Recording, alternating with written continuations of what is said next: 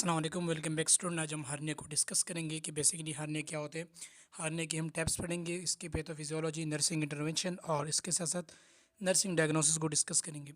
तो सबसे पहले हम हार्निया की डेफिनेशन पढ़ेंगे कि हार्निया क्या होती है। बेसिकली हार्निया को हम डिसलोकेशन ऑफ ऑर्गन कहते हैं, यानी कि जो ऑर्गन अपने स्पेसिफिक पॉइंट पर होता है, एक ख़ास लोकेशन पर होता है, जब वो ऑर्गन अपने ख़ास लोकेशन को डिस्प्लेस करे, अपने ख़ास लोकेशन से किसी और जगह शिफ्ट हो जाते हैं, तो इस कंडीशन को हम हार्निया कहते हैं। हार्निया इन्वॉल्व होता है, जैसे कि अब स्टमक हो गया, स्टमक का आधा हिस्सा ऊपर थोरेसिक कैविटी के अंदर यानी कि छाती के अंदर डायफ्राम के ज़रिए दाखिल हो गया, तो इसे हम हाइटल हार्निया कहते हैं। इस तरह जब फीमोरल हार्निया होता है, इंजॉइनल हार्निया होते हैं, मुख्तलिफ टाइप्स होते हैं, इसको हम फर्दर डिस्कस करेंगे। लेकिन जो बेसिक डेफिनेशन है हार्निया की, उसकी बेसिक डेफिनेशन ये कि डिसलोकेशन ऑफ ऑर्गन, ऑर्गन जो अपनी असली हालत से डिसलोकेट हो जाता है, बल्जिस होता है, बाहर की तरफ स्किन की तरफ मूव हो जाता है, या पेट के अंदर किसी और जगह शिफ्ट हो जाता है ड्यू टू हैवी लिफ्टिंग या किसी भी पॉजिटिव एजेंट की वजह से, इस कंडीशन को हम हार्निया कहते हैं। टाइप्स की बात करें तो हार्निया की 6 बेसिक टाइप्स है।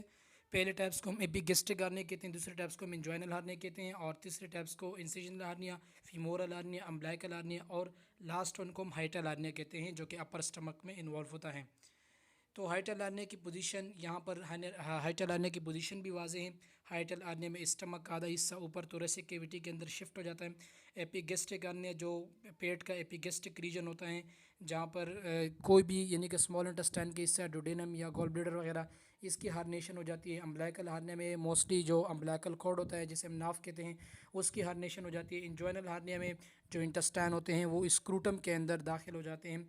और इसके साथ साथ फीमोरल हार्निया होता है, फीमोरल हार्निया मोस्टली फीमेल के अंदर होता है। इंसिजनल हार्निया जो है सर्जरी के ज़रिए यानी कि पेट की जो कोई ऑपरेशन हो चुका होता है, और उस ऑपरेशन का जो यानी कि टांगों का जो जगह होता है, जो पुराना ज़ख़म होता है, उसके ऊपर जब प्रेशर पड़ता है तो उसकी वजह से इंटेस्टाइन शिफ्ट हो जाते हैं, तो इस किस्म के हार्निया को हम इंसिजनल हार्निया कहते हैं।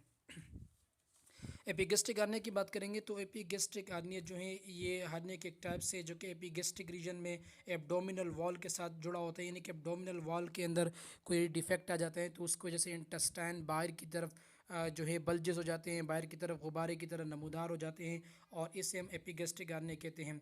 यहाँ पर फेट होते हैं जो कि पुश हो जाते हैं, चर्बी होती है, और वो चर्बी पुश हो जाती है बाहर पेट की तरफ कमज़ोर हिस्से पर, यानी कि जो पेट के अंदर जो कमज़ोर हिस्से होते हैं, स्टमक के वॉल के जो कमज़ोर लेयर्स होते हैं, जब उसके ऊपर प्रेशर पड़ता है तो इसकी वजह से इंटेस्टाइन जो है बाहर की तरफ पाउच की शक्ल में, यानी कि गुब्बारे की शक्ल में बल्जेस हो जाते हैं, और इसे हम एपिगेस्ट्रिक हार्निया कहते हैं। इंजॉइनल हार्निया की बात करें तो इंजॉइनल हार्निया जो नीचे पेल्विक कैविटी होती है, वहाँ पर जो इंटेस्टाइन होते हैं, यानी कि स्मॉल इंटेस्टाइन हो गए, वो स्मॉल इंटेस्टाइन नीचे टेस्टिस के अंदर दाखिल हो जाते हैं, स्क्रूटम के अंदर दाखिल हो जाते हैं, और इसे हम इंजॉइनल हार्निया कहते हैं। और ये भी एब्डोमिनल लेयर यानी कि एब्डोमिनल वॉल जब कमज़ोर हो जाते हैं तो प्रेशर पड़ने से इंटेस्टाइन का कुछ हिस्सा नीचे टेस्टिस के अंदर दाखिल हो जाता है, जिसे हम इंजॉइनल हार्निया कहते हैं। इंसिजन हार्निया की बात करें तो इंसिजन हार्निया कोई भी पुराना ज़ख़म हो पेट के अंदर जिसकी सर्जरी हो चुकी होती है, और उसके ऊपर प्रेशर पड़ने से कोई भी इंटेस्टाइन वगैरह या कोई भी ऑर्गन बाहर पेट की तरफ गुब्बारे की शक्ल में नमूदार हो जाते हैं, तो इसे हम इंसिजनल हार्निया कहते हैं। फीमोरल हार्निया की बात करें तो फीमोरल हार्निया वो हिस्सा होते हैं जो फीमोरल हड्डी से रिलेटेड है। फीमोरल हड्डी यानी कि जो जो फीमर हड्डी है उस हड्डी से रिलेटेड है। इस हिस्से में जब स्मॉल इंटेस्टाइन का हिस्सा या लार्ज इंटेस्टाइन का हिस्सा फीमोरल हड्डी के ऊपर जो पेल्विक रीजन्स होता है, ग्रोइन पार्ट होता है, जिसने अपर कैविटी को यानी कि एब्डोमिनल कैविटी को नीचे लोअर लिम्स के साथ यानी कि टांगों के साथ जोड़ के रखा होता है, जब वो कमज़ोर हो जाते हैं तो इंटेस्टाइन के कुछ हिस्सा नीचे फीमोरल लेयर में, फीमोरल हड्डी के ऊपर जो यानी कि आर्टरीज और वेंस होते हैं या स्किन होता है, उसके अंदर इंटेस्टाइन नमूदार हो जाते हैं और पाँव जो हैं फूल जाती हैं, इसे हम फीमोरल हार्निया कहते हैं। ये भी कमज़ोर मसल्स होते हैं, एब्डोमिनल वाल कमज़ोर पड़ जाते हैं फीमोरल एरिया के, और जिसकी वजह से इंटेस्टाइन जो है वो बल्जेस हो जाते हैं नीचे फीमोरल हड्डी की तरफ यानी कि टांगों की तरफ। अम्बिलिकल हार्निया की बात करें तो अम्बिलिकल हार्निया नाव का हार्निया होता है, जिसमें अम्बिलिकल कोड जो होता है ये इंटेस्टाइनल वॉल के बाहर मूव हो जाता है, और इसे हम अम्बिलिकल हार्निया कहते हैं। ये मोस्टली बच्चों के अंदर होता है।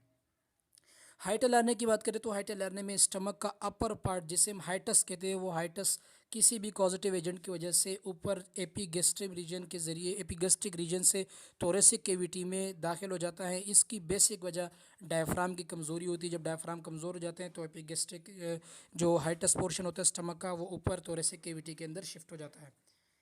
कॉजेज़ की बात करें तो कॉजेज़ के बहुत ज़्यादा है। स्ट्रेनिंग है, यानी कि ज़ोर लगाना, कंस्टिपेशन वगैरह, हेवी लिफ्टिंग, ज़्यादा वज़न की चीज़ें उठाना, obesity, pregnancy, chronic cough, family history, ageing, congenital abnormalities, पैदाइशी तौर पर कोई एबनॉर्मलिटी हो, प्रीमेच्योर बर्थ हो, और इसके साथ साथ एब्डोमेन के ऊपर स्ट्रेस डालने से भी हार्निया कॉज हो सकता है।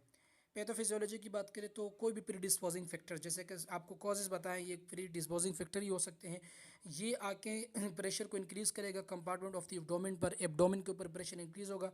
जब एब्डोमेन के ऊपर प्रेशर इंक्रीज़ होगा तो उसकी वजह से जो एब्डोमिनल वाल है, वो एब्डोमिनल वाल जो है कमज़ोर पड़ जाएंगे, और इसके नतीजे में एक होल बन जाएगा, डिफेक्ट बन जाएगा, और उस डिफेक्ट के ज़रिए जो फेट होता है स्मॉल इंटेस्टाइन का, वो यानी कि उस होल के ज़रिए बाहर आएंगे, और इसके नतीजे में एक लार्ज पार्ट डेवलप हो जाएगा, या तो उसमें इंटेस्टाइन बाहर आ जाएगा या कोई भी ऑर्गन बाहर आ जाएगा, जिसकी वजह से हार्निएशन कॉज होगी। मैनिफेस्टेशन की बात करें तो बल्जिंग होगी, यानी कि गुब्बारे नुमा स्ट्रक्चर बाहर नमूदार होगा, दर्द महसूस होगा, स्वेलिंग लंप होगी, यानी कि उसमें सूजन होगी, डिस्कम्फर्ट महसूस होगा, हेवी होगा, यानी कि ज़्यादा देर तक खड़े हो जाना, उसकी वजह से हेवी महसूस होंगे, भारीपन महसूस होगा, ग्रोइन पार्ट पर नीचे जो लिम्स होंगे उसके ऊपर प्रेशर पड़ेगा, टांगों के ऊपर, नोज़िया होगा, वोमिटिंग होगी, फीवर, और इसके अलावा अचानक पेन भी हो सकता है जो कि बढ़ सकता है। और कभी कभार ऐसा होता है कि हार्निया की कोई सिम्टम्स नहीं होते। डायग्नोस्टिक टेस्ट में सिटी स्कैन इन्वॉल्व है, MRI, ultrasound, laparoscopy, x-ray, endoscopy, ये इसके डायग्नोस्टिक टेस्ट में इन्वॉल्व है।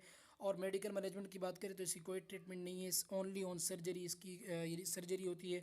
और एब्डोमिनल बेल्ट आते हैं इसके लिए, जिसे हम ट्रस कहते हैं, वो एब्डोमिनल बेल्ट इसको सपोर्ट करते हैं, जो वीक पार्ट होते हैं उस वीक पार्ट को जोड़ के रखा होता है, और प्रेशर नहीं बनता उसके ऊपर, और इसके नतीजे में जो इंटेस्टाइन होते हैं वो बाहर, जो ग्रोइन पार्ट होता है या वीक पार्ट होते हैं उसके ज़रिए बाहर नहीं आते।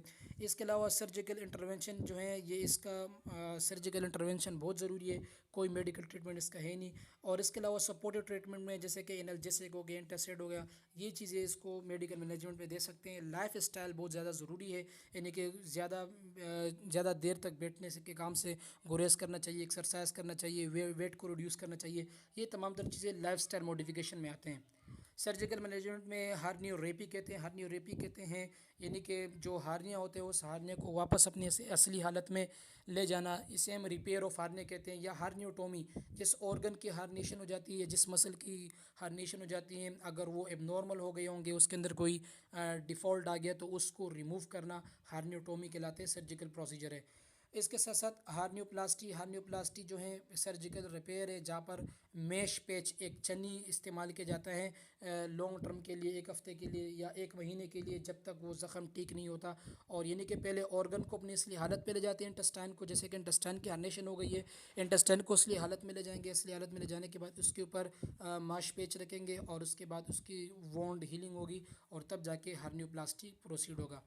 नर्सिंग इंटरवेंशन में ट्रस बेल्ट प्रोवाइड करना है पेशेंट को, इसके अलावा पेशेंट को पोजीशन प्रोवाइड करना है ताकि उस पोजीशन को जैसे पेशेंट कंफर्टेबल हो, लेक्सिटिव्स, पेन किलर वगैरह प्रोवाइड करने, एंटासिड यानी कि जो एसिड को न्यूट्रलाइज करे। इसके अलावा डॉक्टर के जो प्रिस्क्राइब शुदा ऑर्डर होते हैं उसको फॉलो करने होते हैं।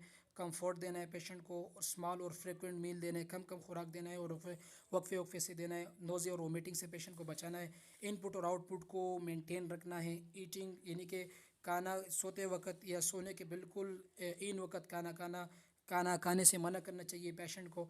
इसके अलावा जो कि पेशेंट का अपराइट पोजीशन है उसको दुरुस्त करना है, ताकि नीचे जो जगह इफेक्टेड होती है उसके ऊपर प्रेशर ना पड़े। सो